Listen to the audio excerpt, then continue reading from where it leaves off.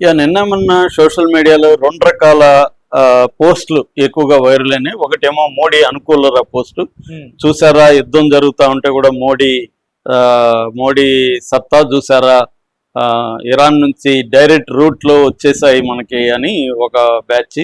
అసలు ఇదంతా fake, Iran ఏమో అలో చేయలేదు, ఈ అబద్ధాలు చెప్తున్నారు, ఇరాన్ ఖమేనీని చంపితే ఖండించలేదు, తర్వాత వాళ్ళ షిప్ మన దేశంలోకి వచ్చి తిరిగి వెళ్తుంటే ఇండియన్ ఓషన్లో అటాక్ చేసి వాళ్ళని దాదాపు 100 మందిని చంపితే దాని మీద ఏమీ ఖండించలేదు, ఇరాన్లో వేలాది పిల్లలు 165 మంది చిన్న పిల్లల్ని చంపేస్తే దాని మీద ఖండించలేదు.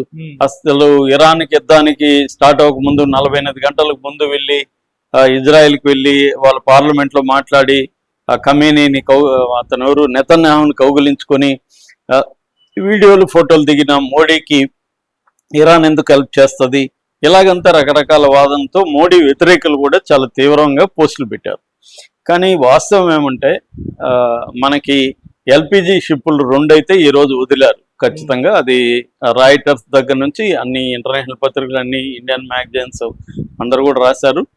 ఇరాన్ అధికారులు కూడా దీన్ని కన్ఫర్మ్ చేశారు. ముఖ్యంగా మన ఇండియన్ ఇరాన్ ఎంబసీకి సంబంధించిన అంబాసిడర్ ఆయన మహమ్మద్ పతాలి, ఆయన కూడా మీడియాతో మాట్లాడారు.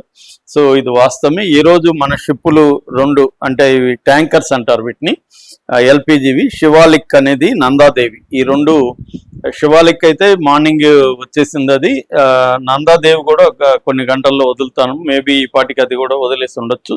ఈ రెండింటినీ కూడా ఖతార్ నుంచి బయలుదేరాయి గ్యాస్తో, ఎల్పిజి గ్యాస్తో, లిక్విడ్ పెట్రోలియం గ్యాస్ అంటారు ఎల్పిజి గ్యాస్. యాక్చువల్గా మన దేశంలో ఎల్పిజి క్రైసిస్ ఉంది, ఎందుకంటే మన అవసరాల్లో దాదాపు మనం దిగుమతి చేసుకునే దాంట్లో 90% గల్ఫ్ కంట్రీస్ నుంచే మనకి, మిడిల్ ఈస్ట్ నుంచి మనకు వస్తుంది.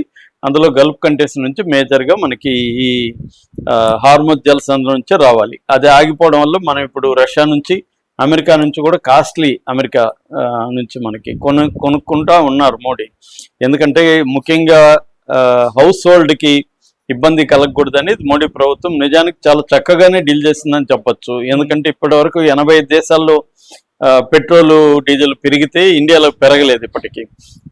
అంటే జాగ్రత్తగా బ్యాలెన్స్ చేసుకొని యుద్ధం వల్ల వచ్చిన నష్టాలని ముందు నుంచి కూడా బేరేజ్ వేసుకొని చేస్తూ వచ్చింది మోడీ ప్రభుత్వం.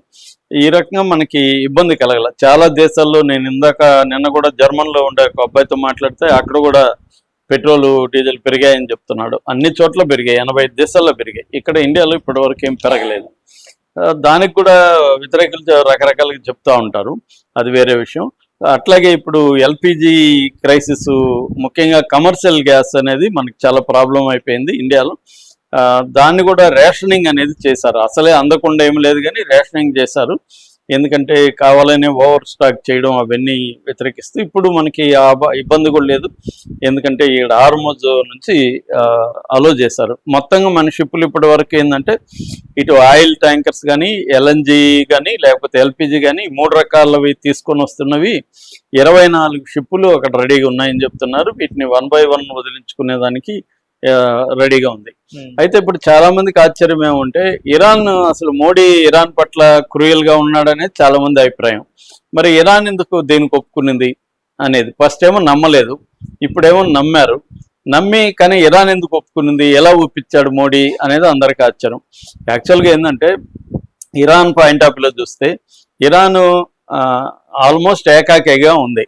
ఇండైరెక్ట్గా రష్యా, చైనా కొంతవరకు హెల్ప్ చేస్తున్నాయి తప్ప ఇరాన్కి ఎవరు సపోర్ట్ రాలేదు. దాదాపు 57 ముస్లిం దేశాలు ఉంటే ప్రపంచంలో, ఒక మెయిన్ ముస్లిం దేశాలు ఏవి కూడా ఇరాన్కి హెల్ప్ చేయట్లేదు. సో ఏకగ్గా ఉంది. అలాంటప్పుడు ఇండియా లాంటి వాటితో ఇరాన్ గొడవ పెట్టుకునేదానికి రెడీగా లేదు, నెంబర్ 1. రెండోది, ఇరాన్ ముందు నుంచి కూడా ఏం చెప్తుందంటే ఇజ్రాయెల్, అమెరికా క్యాంపుల్లో ఉన్న వాళ్ళు, యుద్ధాన్ని సపోర్ట్ చేసే వాళ్ళకి మేము పంపించమని చెప్తుంది. అంటే మెయిన్గా యూరప్కి, సౌత్ కొరియాకి, ఇజ్రాయెల్కి, అమెరికా, వీటికి వెళ్ళే వాటిని మేము ఆపుతామని చెప్తుంది. అంతేగాని ఇండియాకి, చైనాకి, టర్కీకి ఇలాంటి దేశాలకు వెళ్ళడాన్ని ఆపుతానని చెప్పలేదు. కానీ భయపడి చాలా, అంటే ఒకటి వచ్చి ఇన్సూరెన్స్ ఆపేశారు, మేము ఇన్సూరెన్స్ ఇవ్వం, వార్ ఇన్సూరెన్స్ ఇవ్వమని చెప్పేశారు. 2, ఈ స్టాఫ్ ఉంటారు కదా, వీళ్ళు భయపడి మేము వెళ్ళమని చెప్పేశారు, దాంట్లో పనిచేసే వాళ్ళు.